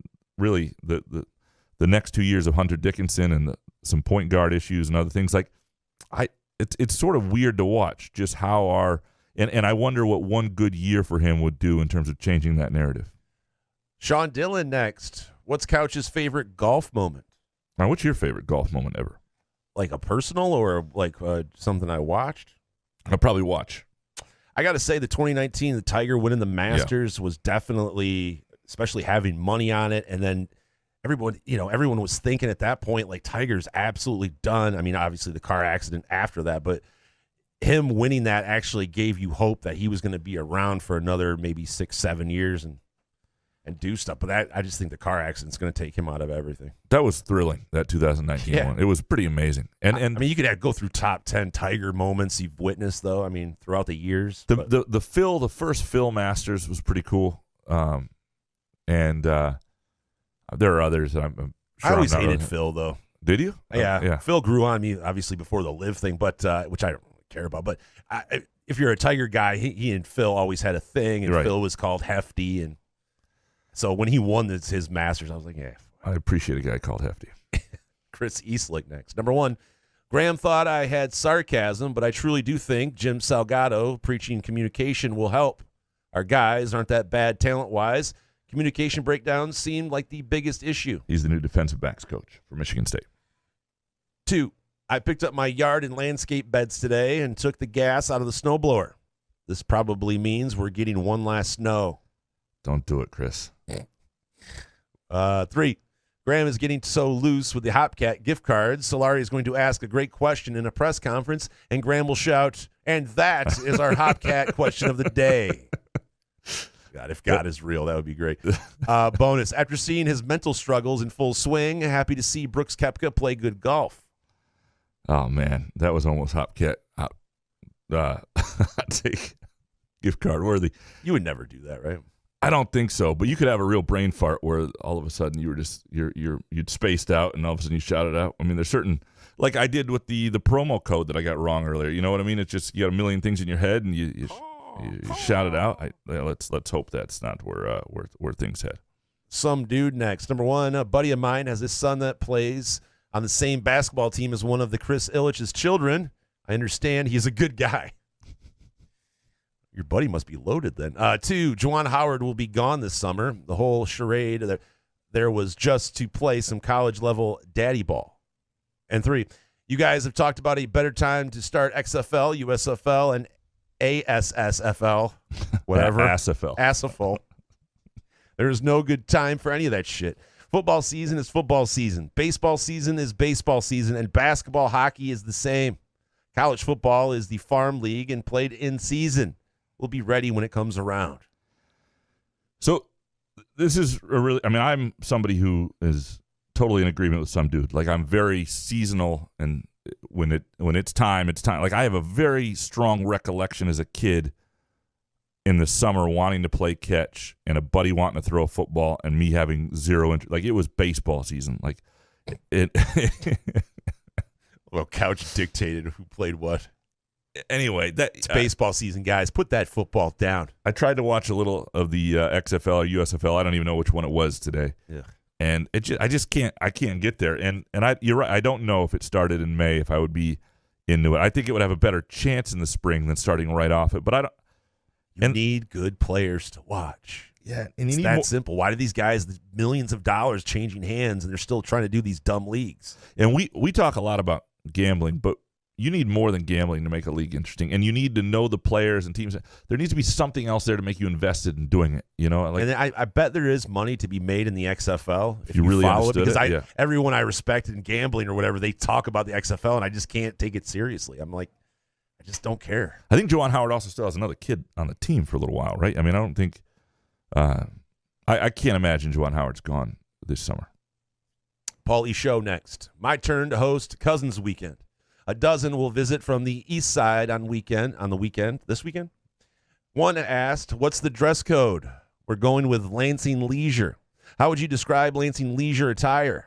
You can't help yourself, so get the Muskox live readout out of the way first. Now, there's no question that a Lansing Leisure includes a Muskox quality flannel, durable, soft, comfortable. Is Lansing Leisure or without? You know, is that pajama pants? Is that Lansing Leisure? Like you see it, like you walk into Meijer at like. So Lansing Leisure to 9 me, p.m. Yeah, Lansing Leisure is like a, it's a good, I don't know, like a capri pants. It's not like warm up pants, like I don't know. This is what you wear. Yeah, I don't know what Lansing Leisure is. Then I don't really like. I have like 4 shirts, whatever that is. That's leisure to me. Yeah. But there are things like I'll ask my wife. We'll be going somewhere. I'll have people over. I'll be like, "Can I wear this?" And you ask your wife what to wear? No, if I like, not if it's bad. Like, is this dressed up enough? And so that's what my leisure is like a pair of like warm up, pants, like, and some sort of warm up over. You don't know how shirt. old are you? 43? Like you don't know what looks. I can understand. Like, babe, does this go well together? Everything. But you don't know what to grab. Everything has changed in COVID because here's the thing. My wife sometimes I'll get myself what I think is more appropriate and my wife will come down incredibly casual outfit and I'll be like, oh shit, I can do that. Okay. And then there's certain things I learned she just doesn't like me in, like shorts. Sometimes she does not want me in shorts. Shirtless for sure. But there are times that I overdo the basketball shorts, like in everything. I'm like, if I put on a polo with a collar, then I can wear basketball shorts to this because I'm dressed in. She gets tired of the basketball shorts. There's no question about it. They're just so damn comfortable, though. That's Lansing Leisure. Basketball shorts, polo. Spartan 18770. Number one, MSU football will have a top 25 running game this season, which will mean that they will have a top 25 rated football team.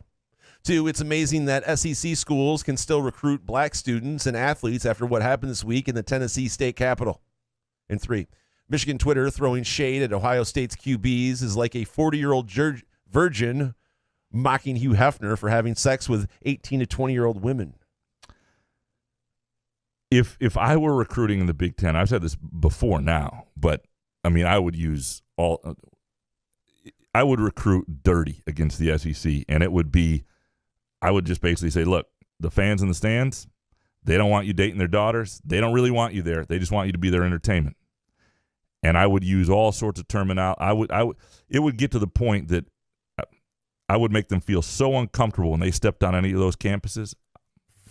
It would be the dirtiest thing you'd ever seen. Do you think younger kids, like younger guys, care?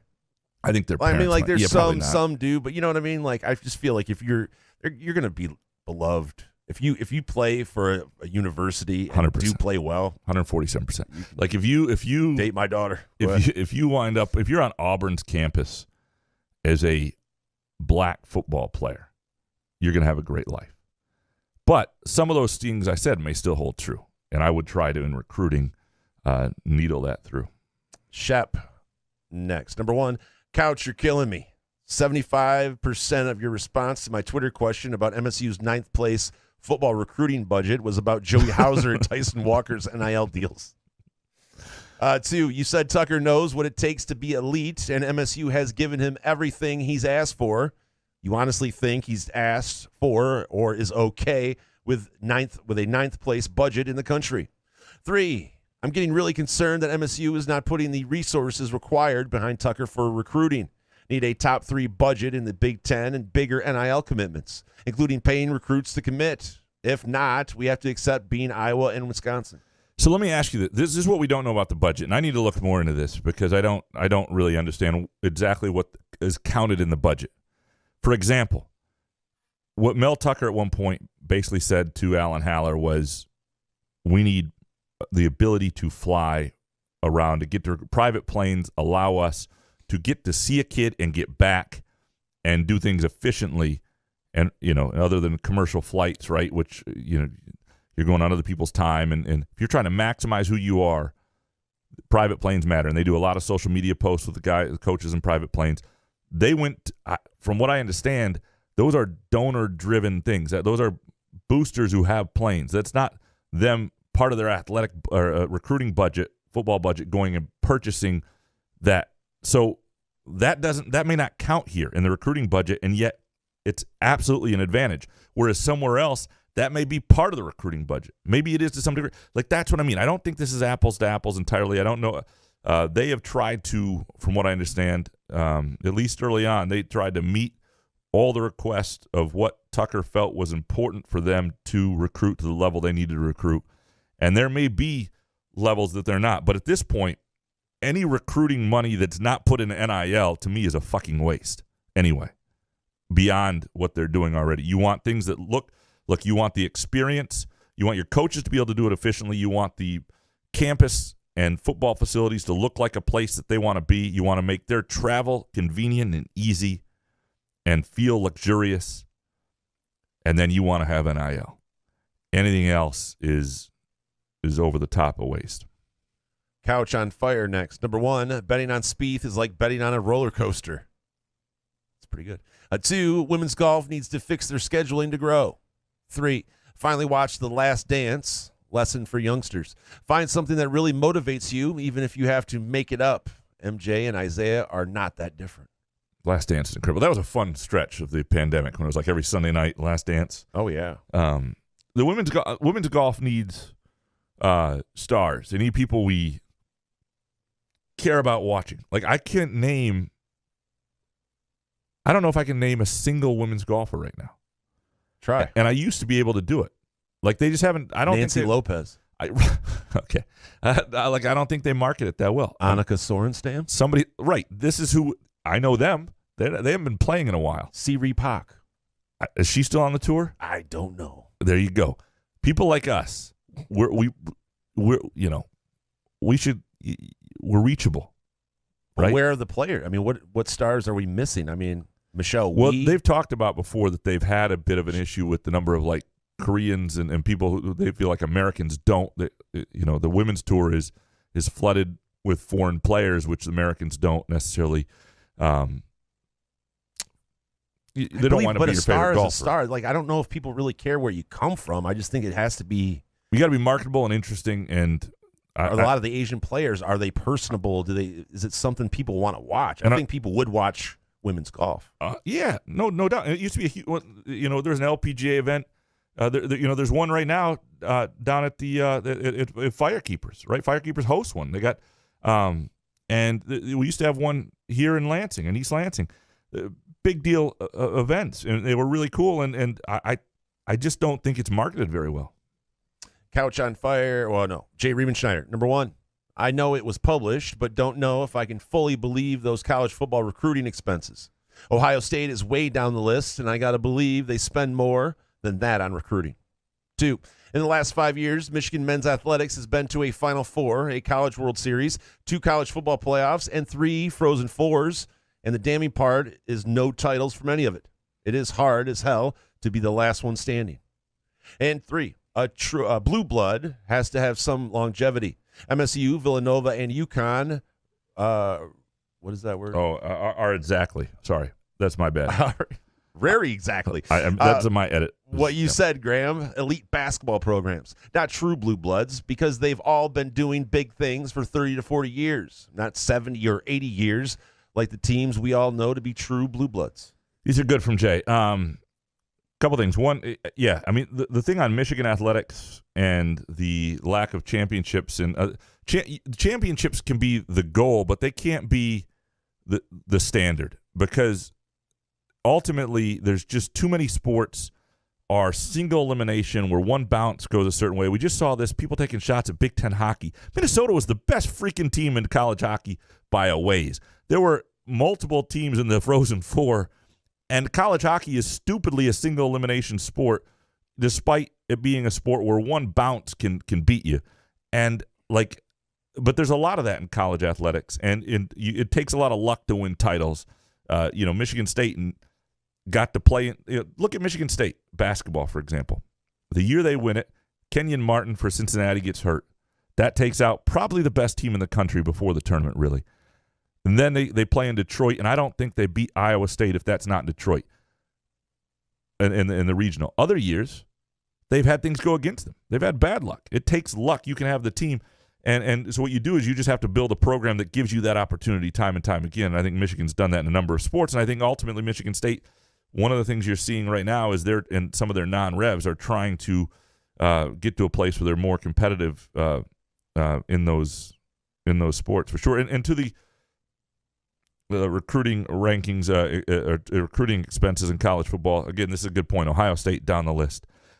What counts as part of the budget? Who's funding it, and how does that get looked at? And I don't think that was clear. If it's a donor donating a plane, is that part of your recruiting budget? You're getting the same deal as somebody else. And again, what do you need in recruiting? What's important right now that I would doubt that Ohio State doesn't have everything it needs in recruiting, because frankly they seem to be doing pretty well with it. Tyrone Couch next. Number 1, hot prediction. David Stone is the Malik McDowell of this class. He will pick MSU to make his mom happy, but will transfer to Oklahoma if we are not in contention for the playoffs. I don't like this prediction.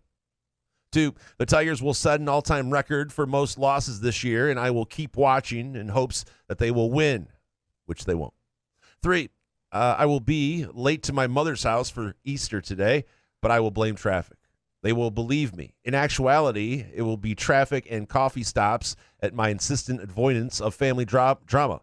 I can't put up with my son, politics, and 3 menopausal women. Happy Easter. Do you ever slow play getting to someplace because you really don't want to be there, like coffee stops, leave late, whatever it is? Not if I tell them what time I'm going to be there. You got to be there. I have a set time. Yeah. I have a thing. I don't know what it is where I have to be. If you tell me 5 o'clock Saturday, I will be there at 4:45. That's a great trait. I know.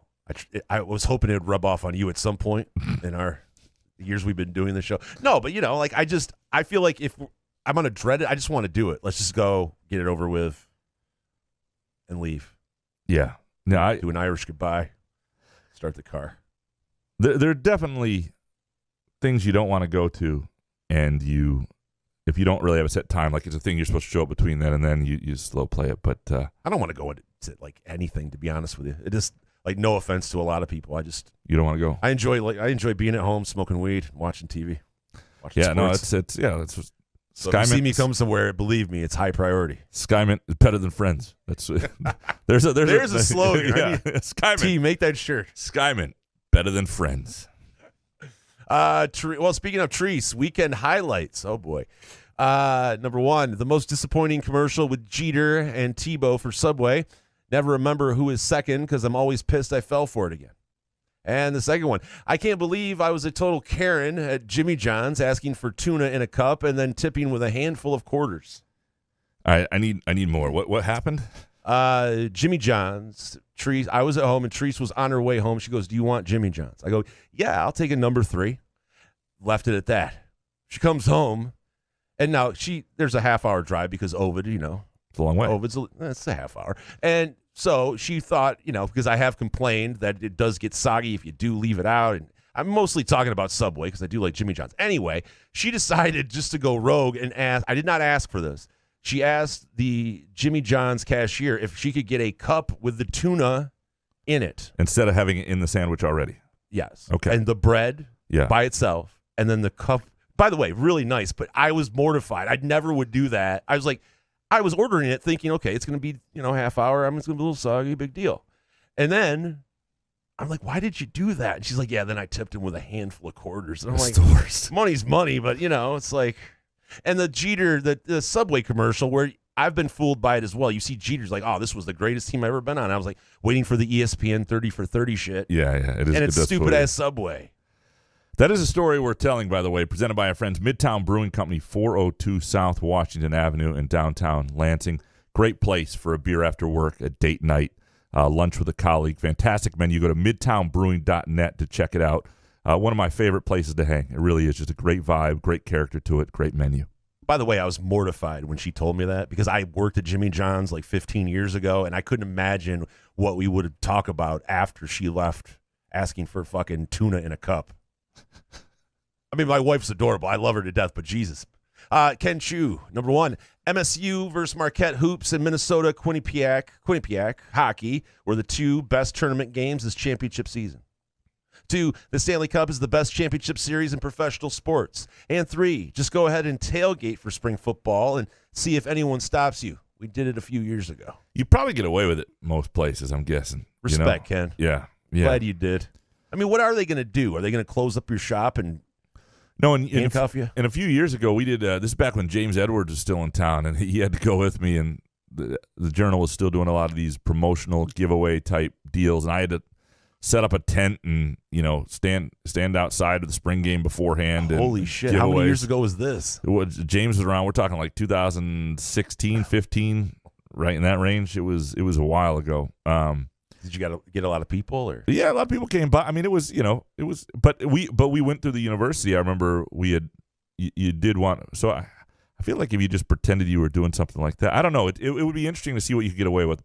A lot of times, if you just plan to ask for forgiveness and do something, you can get away with it. The thing I would not do is invite so many people that they're expecting a cool party, and then if it gets shut down, you got nothing to offer.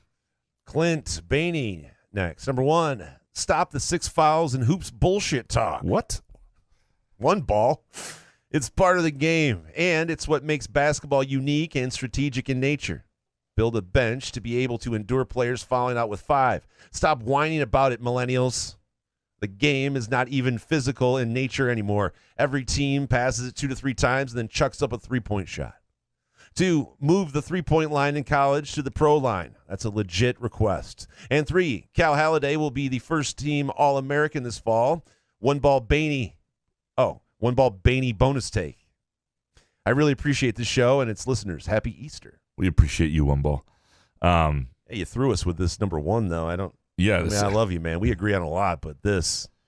I mean, I do get what you're saying. It's not the physical game it was. And number 2 kind of leads into that. Like if you did bring out the 3-point line, you space the floor more. There's less contact to some degree. But if you could trust the referees with 5, I would be okay with it. I think there are other remedies other than 6 fouls for everybody. One is you've got one guy who can go to 6, which I think is still one of the best ideas because and you don't have to predetermine that person. But if you know one player can get to 6 before fouling out and your star gets 2 fouls or somebody does earlier, even if 2 players do, you're not as worried about somebody picking up a third because you know you have that flexibility.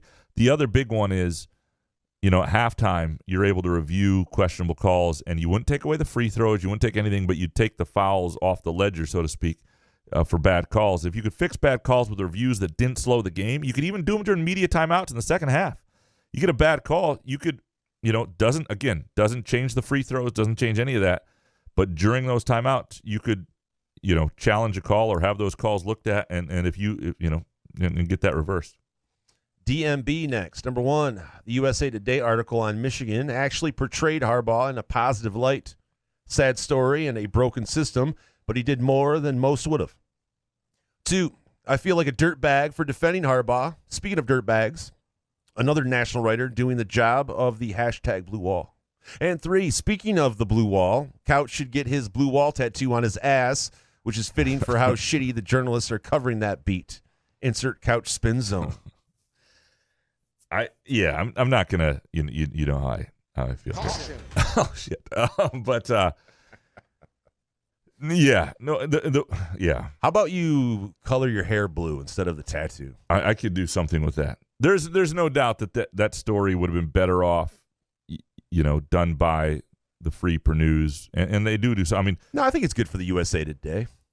People are picking up that. And don't get me wrong, it wasn't like it wasn't in conjunction with the Free Press. It was run on the Free Press. By the Free Press. The Free Press, I think the photos are all from the Free Press. Like some of that times it's a matter of resources and something's done in conjunction and an investigative writer, starts on a story. So, the Free wasn't like blindsided, like, oh my God, USA Today is doing something we've been trying to cover up. That's not really the way it happened. They were working together and to help that story happen. Cracker Sofa next. Number 1, Michigan being 1-6 in national semifinals since 2018 between football, basketball, and hockey, with one win being the College World Series, where they lost in the final, is prototypical Michigan athletics. 2, there are hardly any better things than the first 60-degree and sunny day of spring in Michigan. And 3, Aldi is him of grocery stores. Are you an Aldi guy? T's dad usually takes us there when we go visit him, but it's nothing. I don't know. So I don't really get that excited about grocery stores as much as it's inexpensive. I remember, like I used to go in Freeport when I lived there. Is that when they'd have like everything on the floor though? Because they've kind of changed. I don't know if they've changed. I went to Aldi. I mean, so this is like 20 years ago that I was going to Aldi's, right? And they didn't really have they didn't have produce and stuff back then, if I recall. But I could be totally wrong. I don't want to speak out. No, of you're right, because the things were on the floor. Because I remember when we went and visited T's dad, and I was like, "Oh shit!" I'd be curious. Do they still have the stuff on the floor? I'd be curious to know why it's the him. Why it's what makes it the him of grocery stores. Yeah. And Man Sinner next. Number 1, XFL and USFL need to succeed because betting on baseball is ass. This year, I'm telling you right now, there's an Save opportunity. Your answer. Yeah. 2. Hopcat fries. Hopcat fries tasted better when they were called crack fries. 3, Graham needs to advertise the show more. I have listened to Spartan Speak for years now and only recently found out about this beautiful show. Be better. I apologize. It must not be a. I mean, you're not going to promote on that thing. Well, but you're still so scared of your boss listening. No, but I retweet from my Graham Couch account everything I do with this show. So I know, but you retweet 90 things every half hour, so it's hard to keep up. Yeah, but you'd think you'd run into it over 5 or 6 years. Like it shows up on my feed constantly. But now you have a lot of episodes to catch up. But that's I do run into people once in a while like, hey, I just found this show recently, and I feel like how do you reach them? I don't know, billboards maybe next to Hawaii Spa or whatever. It's let's do a live show from there. Yeah, maybe that's the play. Hans Jurgens, number 1. Oh, by the way, the baseball is that the Tigers is an opportunity. It is a real opportunity this year, and you're not going to lose money betting against the Tigers. Even if we don't make money betting against the Tigers, you are not going to lose money this year betting against the Tigers. And if you're new to the show, we do say that baseball, if you do follow it, you can make money on it. Yes. It's one of the better sports to gamble on. Hans Jurgen, number 1, ha, ha, ha, ha. I made a sports bet during church. That's what Jesus would do. 2, when I was little, I wandered off from my mom while she was shopping at a department store and took a shit in the center of the clothing rack. 3, when my mom discovered it, she grabbed me and ran out of the store. She didn't have the courage to tell an employee that her boy took a shit in the middle of your clothing rack. And bonus, going to 6 fouls would turn the men's game into barnyard basketball. How? Holy smokes. How, though? An extra foul to 6? Yeah. You guys are going to start hammering each other? Yeah, wouldn't be that. We might still we'll see if we get to Corsi on Tuesday and have that debate a little bit. And I'll read the Hans Jurgen 3 takes for him. Yeah. Like, which one do you want to talk about? Have you shit in the store? I can't remember if I don't think I've ever made a bet during church. I know this. I know I've sat in church before, realizing that a game was starting in like 15 minutes or something, and been like, oh, like Premier League soccer or something, and been like, I gotta go to the bathroom or something to make this bet. Jake Hawkins next. Number 1, still don't understand why MSU football isn't doing an actual spring green versus white football game when there aren't so many injuries. What's the point of glorified public practice with drills and scrimmage? 2, now that Dwayne Casey is out as Pistons coach, here's to hoping the Pistons get their shit together ASAP, whether they get the first pick to draft that French phenom or not. LCA would be a great and huge home court advantage in the NBA playoffs. And 3, here's an idea for Front 43 on Thursday nights. Make it a trivia night.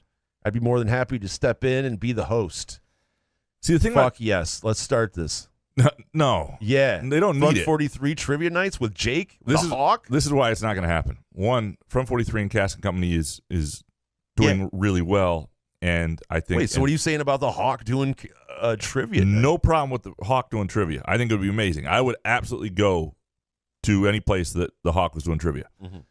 I'm just saying Front 43 and Cask & Company, probably not the place, because one of the things about it is, it's 2 different vibes, but if you've got trivia next door at the bar, does that... It is. Hear that? It's fun if it's a good trivia. Yeah, but there's music and there's kind of like... Yeah, sometimes I walk into trivias, I'm like, oh, shit, it's trivia it's better night here? than, you know what? It's better than karaoke. Well, no doubt. But you can no sit there and in the corner. If you don't want to play trivia, I feel like you can still have a good time with your friends.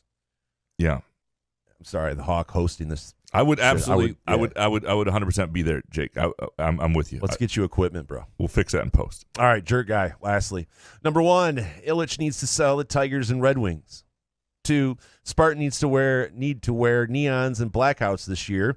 And 3, Puno Lemo Micro Kospakasi Travala sounds very painful. It was pretty close. I think he actually misspelled it, though, slightly. It's an invented long word said to mean lung disease caused by inhaling fine who ash invented and it? Why are sandals. we talking about it? If someone invented it. Yeah, I don't know. You do my favorite, though, is you critiquing the spell. I think he missed a vowel there. No, it's only because when I put it in Google, it says, did you mean, or something like that. So, I always love when I blow Google's mind. Yeah, that's the. I'm with you on Illich. I mean, he's gonna have to show. I mean, I'm hopeful still that like he's seen the light and he's gonna let these 2 GMs he has right now and do what they need to do to get it done. But I wouldn't mind him selling, because I feel like it's very unlikely you'd have a worse owner. No neons, please. So with the Michigan State uniform, we appreciate all of you and your hot takes. Fantastic stuff. Thanks for producing our show. As always, thanks to Hopcat and the Hopcat gift cards.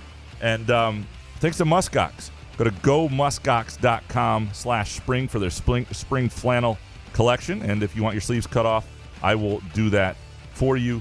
And, of course, thanks to our friends at Skymint. Go to skymint.com for location information and the countdown.